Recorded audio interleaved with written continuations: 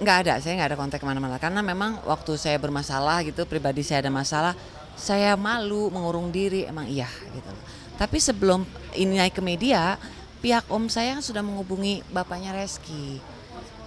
Responnya di blok, Mbak. Oh gitu, artinya tidak ada respon yang baik. Seandainya ada respon yang baik kan semua ini tidak harus seperti ini sebetulnya, bisa dibicarakan baik-baik.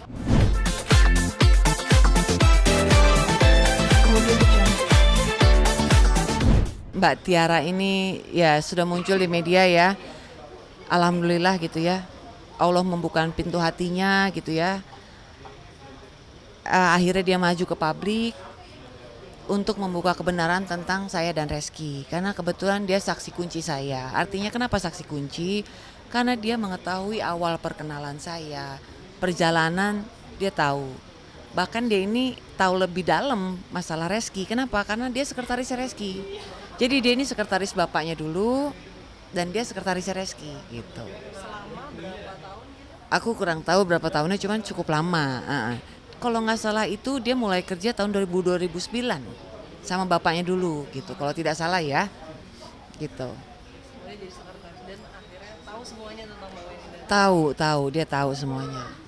Nah kebetulan dia punya kasus yang sama gitu kan. berarti Mbak Weni juga mengetahui kasus dia sebaliknya. Saya tahu kasusnya dia itu dengan bapaknya Reski itu malah tahu dari Reski dan adiknya Bowo.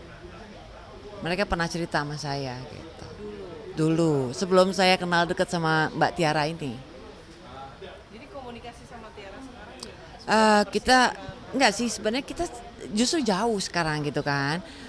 Enggak sedekat dulu karena mungkin kan saya banyak menutup diri gitu kan. Ya imbas dari masa lalu lah. Saya banyak menutup diri. Baru-baru ini setelah dia menghubungi lawyer saya untuk menjadi kuasa hukum juga di kasus yang sama gitu. Akhirnya kita komunikasi lagi gitu kan. Beliau juga memperjuangkan juga. Pasti bagaimanapun mau Tiara maupun perempuan yang di luar sana ya, apabila punya kasus yang sama gitu kan pasti akan berjuang. Cuman yang membedakan adalah perempuannya berani atau tidak gitu kan. Kalau selalu pertanyaan ke saya kenapa 8 tahun, sebetulnya kan tidak ada kadaluarsa buat pengakuan seorang anak. Bahkan sampai umur 80 tahun mungkin kalau misalnya dikasih umur itu kan tetap anak gitu. Ada silsilah keluarganya. Kalau saya tidak salah di pasal 3 ya Undang-Undang Perlindungan Anak itu berbicara bahwa seorang anak berhak mengetahui siapa ayah dan ibunya, siapa orang tuanya. Itu yang saya perjuangkan Mbak gitu loh. Ada komunikasi nggak dengan keluarga Rizky? Komunikasi ada dengan omnya sih ya komunikasi. Jadi omnya Reski tanya kabar ke saya gitu kan. Ya bicara sedikit kasus ini dia bicara om netral katanya. Om netral dan om tidak tega kiri kanan. Dia mendoakan yang terbaik. Buat saya sih itu udah support ya. Wajar dia bicara netral. Karena kan di sana ponakannya. Dan dia tidak menyangkal juga berarti ya. Dia tidak menyangka karena dia mengetahui kok. Di sana ponakannya, di sini kan cucunya ya berarti ya. Boleh kasih lihat nggak sih komunikasi? Oh boleh, boleh, boleh.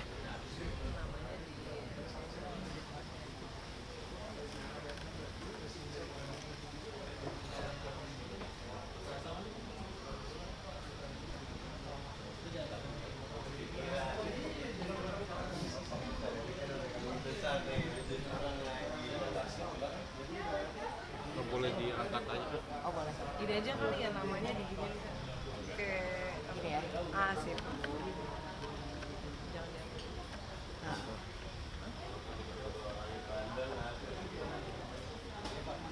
Sama karate. Ya.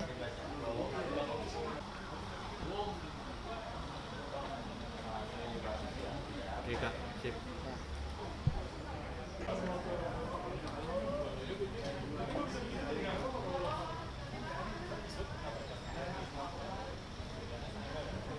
Oke, sip. Oke.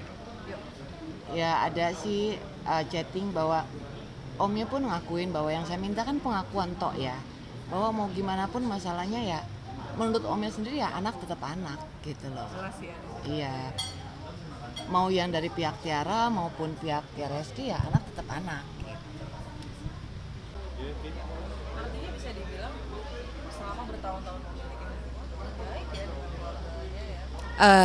Saya sama ibunya sih baru ketemu sekali, cuman sama ayahnya yang sering saya ketemu gitu kan. Hubungannya baik, baik sekali. Bahkan waktu Keke lahir, ayahnya datang kasih stroller. Ayahnya datang dan Reski pun datang waktu Keke lahiran. Itu dia sempat bilang bahwa mana anak gue, itu saya ada saksi ya yang dengar itu gitu loh. Masih ada sampai sekarang ya saksi. Alhamdulillah masih ada. Jadi saksi kunci juga mungkin. Justru saksi kunci saya tuh pengasuh Keke dulu. Dia orang yang sering dihubungi Reski sebetulnya, cuma sudah meninggal kan, sudah jadi almarhum. Jadi Reski suka tanya keadaan Keke segala macam tuh lewat si Mbak Susi namanya. Artinya hubungan baik itu terjalin selama 2 tahun. Iya. Umur Keke. Mm-mm. Kemudian Mm-mm. terkena masalah Iya. lagi pas kontak. Sekarang nggak ada lagi. Sekarang nggak pernah. Yang tadi. Nggak ada, saya nggak ada kontak kemana-mana. Karena memang waktu saya bermasalah gitu, pribadi saya ada masalah, saya malu mengurung diri, emang iya gitu loh. Tapi sebelum ini naik ke media, pihak om saya sudah menghubungi bapaknya Reski. Responnya di blok, Mbak. Oh gitu, artinya tidak ada respon yang baik. Seandainya ada respon yang baik kan, semua ini tidak harus seperti ini sebetulnya. Bisa dibicarakan baik-baik. Manusia itu gudangnya salah, gudangnya hilaf. Kita sama-sama memaklumi kan, kita sama-sama mengakui gitu kan. Ya tapi dengan tidaknya adanya etikat baik ya mau tidak mau saya juga harus berjuang buat anak saya. Saya harus menggunakan kuasa hukum kan buat sampai naik ke pengadilan. Gitu. Selain banyak orang yang bilang kenapa baru muncul sekarang, ada lagi. Kenapa dulu nggak menikah aja? Nah, ya itu banyak ditanyakan juga ya. Jadi saya itu beda lagi perempuan, beda-beda tipenya ya. Saya itu tipe perempuan yang nunggu gitu loh. Sampai dari nol umur Keke 2 tahun pun Reski tidak pernah keluarin nafkah. Karena kan buat saya menunggu itikat baik gitu loh. Begitupun dengan nikah gitu kan. Saya pikir dengan diamnya saya, ajakan itu kan datangnya dari pihak laki-laki kan Mbak. Mana ada sih perempuan ngelamar, kalau menurut saya sih nggak pernah ada gitu ya, jarang ya. Saya tunggu itu dari pihak Reski. Cuman saya pikir, saya lihat ya pendapat saya waktu itu, mungkin Reski lagi naik-naiknya saat itu. Dia mungkin takut karirnya terganggu, itu pendapat saya loh. Jadi saya berpikir seperti itu, saya diam. Masih mencoba mengerti ya. Iya, begitupun dengan nafkah, kan banyak yang tanya kenapa nggak minta nafkah saat itu. Saya menunggu bahwa tanggung jawab itu kan tidak perlu diminta sebetulnya. Tanggung jawab itu datang dari hati gitu kan. Waktu Keke ulang tahun saat umur 1, itu Reski datang ke rumah kasih kado. Itu kan saya nggak minta. Gitu kan, dia dari hati dia ngasih kado anaknya. Yang buat saya, menurut saya itu anaknya ya, nanti silahkan dibuktikan dengan nanti di pengadilan gitu. Merasa berjuang banget gak sih sebagai perempuan? Ada lelah pasti gitu ya, ada capek. Cuman semua itu kebayar begitu ngelihat anak saya Keke. Saya ini udah ketakar lah kalau saya kan sudah mengalami manis, pahit hidup ya. Umur kita berapa lama sih Mbak? Gitu kan. Tapi kan anak saya masih panjang perjalanannya. Dia masih berhak menggapai cita-citanya. Dia masih berhak mengetahui siapa orang tuanya. Dan itu akan saya perjuangkan gitu. Kita sempat bicara psikis anak. Psikis Mbak Weni sendiri, gimana menata hati sampai sekarang? Ya alhamdulillah saya bisa. Saya bilang tadi sebelum saya maju ke media ini, saya maju ke publik itu saya sudah berdamai dengan diri saya. Saya semua saya jadikan introspeksi gitu kan. Saya anggap saya masih sehat, masih diberi umur begini kan, saya masih dikasih kesempatan memperbaiki diri gitu lah. Apalah artinya saya di dunia ini sih Mbak. Tinggal memenuhi tanggung jawab aja, saya belajar dikit-dikit menghadapi segala persoalan yang ada di dalam hidup saya. Termasuk memperjuangkan Keke. Itu. Jadi yang dituntut sebenarnya hanya Pengakuan aja. Iya. di luar pengakuan ada tuntutan berupa Gini, materi. Mungkin kalau saya 17,5 miliar mungkin ya yang ada. Jadi 17,5 miliar itu dalam kita memproses perbuatan melawan hukum ke pengadilan untuk soal perdata, itu harus masuk yang namanya imaterial dan material Mbak. Ini harus SOP-nya harus ada gitu kan. Nah mengenai yang 17,5 itu kan imaterial nilai 10 miliar. Di mana 10 miliar itu menurut kuasa hukum saya itu jarang sekali dikabulkan imaterial ya. Tapi kalau yang 7,5 miliar itu kan kuasa hukum saya yang buat ini kan, karena saya nggak paham ya masalah bagaimana mengajukan. Kan kita tidak mau dibilang pemerasan juga. Nah, kuasa hukum saya mengambil dari nilai asuransi dari mulai 0 sampai 21 tahun. Sesuai hukum yang berlaku aja. Gitu. Tapi kan ini dikabulkan tidak dikabulkan dari majelis hakim. Gitu kan. Kalaupun Reski bilang bahwa saya hanya mampunya 50.000 atau 100.000, nggak ada masalah buat saya. Tidak ada masalah. Sebenarnya sederhana ya. Sangat sederhana ya, artinya di sini saya butuh hati nurani aja kok. Kita bicara soal anak, kita tidak bicara saya minta dinikahin, enggak. Saya tidak diminta dinikahin, sudah punya kehidupan masing-masing, silahkan gitu kan. Tapi saya hanya berbicara pengakuan soal anak lagi-lagi gitu loh Mbak.